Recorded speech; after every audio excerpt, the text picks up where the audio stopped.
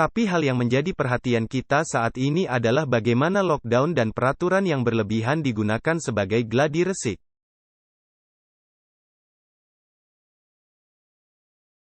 Ya, gladi resik untuk membangun sistem, infrastruktur, sikap populer, dan mengatasi kekusutan dan kerusakan dalam sistem. Sehingga undang-undang hari Minggu dapat diimplementasikan dengan lancar dan mulus. Orang-orang akan terbiasa dengan langkah-langkah yang harus diambil, dan mereka tidak akan melawannya seperti yang dilakukan beberapa orang hari ini. Saya tidak mengatakan bahwa gladi resik ini sedang direncanakan oleh manusia, meskipun saya kira itu mungkin. Bahkan mungkin, atau setidaknya bisa jadi bahwa pandemi itu sendiri telah direncanakan. Tapi itu tidak masalah. Itu bukan masalahnya.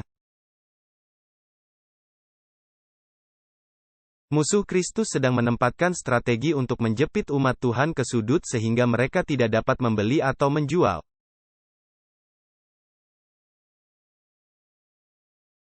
Atau bahkan hidup tanpa menekuk lutut dan mengakui supremasi dan pemerintahannya atas dunia.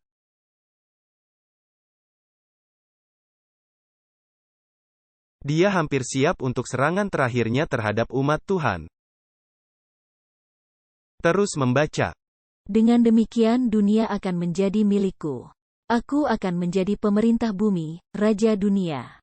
Aku akan mengendalikan pikiran-pikiran manusia sedemikian rupa di bawah kuasaku sehingga hari Sabat Allah akan menjadi satu sasaran penghinaan yang khusus. Suatu tanda, aku akan menjadikan pemeliharaan hari yang ketujuh itu suatu tanda ketidaksetiaan terhadap penguasa di bumi.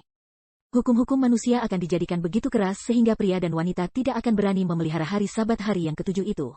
Takut akan kebutuhan makanan dan pakaian, mereka akan bergabung dengan dunia dalam mendurhaka kepada hukum Allah. Bumi seluruhnya akan berada di bawah kekuasaanku.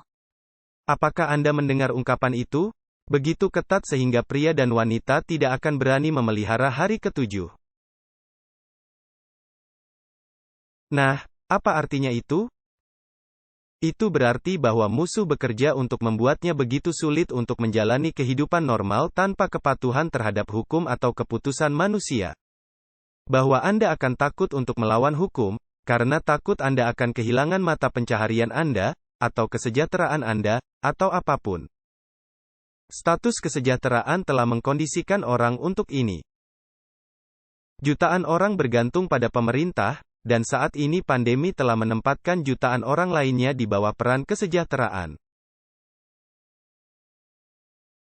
Sehingga tidak mungkin bagi kebanyakan orang, terutama orang-orang di kota-kota besar, untuk bertahan hidup tanpa bantuan pemerintah. Semakin memperdalam ketergantungan kesejahteraan.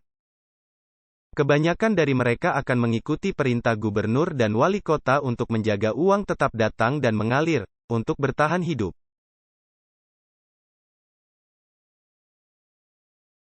Musuh ada di balik semua ini. Dia mengikat seluruh dunia menjadi ikatan untuk dibakar. Dan jika Anda tinggal di kota, Anda akan terjebak, seperti yang saya katakan sebelumnya. Dan saya telah memperingatkan Anda tentang hal ini selama bertahun-tahun. Mungkin penduduk kota sudah terjebak. Tetapi Anda tidak dapat bertahan hidup selamanya jika Anda tidak mematuhi hukum Allah. Dia tidak akan mendengar doa-doamu atau menjawabmu. Dengarkan ini dari Councils on Health, halaman 525. Musuh telah menggunakan rantai ketergantungan untuk menyatukan manusia. Mereka telah bersatu untuk menghancurkan gambar Tuhan dalam diri manusia. Menentang Injil dengan memutarbalikkan prinsip-prinsipnya. Mereka digambarkan dalam firman Tuhan sebagai diikat dalam ikatan untuk dibakar. Setan menyatukan pasukannya untuk kebinasaan. Apa rantai ketergantungan itu? Nah, satu hal di antara beberapa atau banyak hal adalah status kesejahteraan. Engkau bergantung pada orang lain untuk penghidupanmu, dan iblis akan menggunakannya untuk melawanmu. Dia membuatmu menginginkannya. Dan mudah untuk mendapatkannya. Tapi dia mengambilnya ketika dia ingin memaksamu melakukan sesuatu menurut hukumnya. Dia berencana pertama-tama untuk memaksa Anda dengan mengancam akan mengambil mata pencaharian Anda. Mereka telah bersatu untuk menghancurkan gambar Tuhan dalam diri manusia. Dan ini akan membuat kebanyakan orang sejalan dengan rencananya. Anda tidak akan bisa bergerak atau bahkan hidup tanpa persetujuannya. Kemudian, jika itu tidak berhasil, tindakan lain yang lebih parah akan diterapkan untuk menekan Anda. Kita telah melihat perjalanan dibatasi, tetapi ini semakin disempurnakan. Dengan segera, hanya orang yang divaksinasi yang akan diizinkan untuk bepergian ke luar negeri. Sementara Amerika Serikat memimpin dalam hal ini, negara-negara lain akan mengikutinya dengan segera. Bahkan bisa berujung pada menjual dan membeli hanya oleh orang yang sudah divaksin saja. Kemudian akhirnya dia akan mengancam Anda dengan kematian. Ada banyak langkah untuk sampai ke titik itu, tetapi yakinlah bahwa itu akan datang. Sekali lagi, saya memohon kepada Anda, jika Anda tinggal di atau dekat kota besar, jika Anda memiliki kemungkinan untuk keluar, lakukan dengan cepat. Segalanya akan jauh lebih sulit bagi mereka yang tinggal di kota.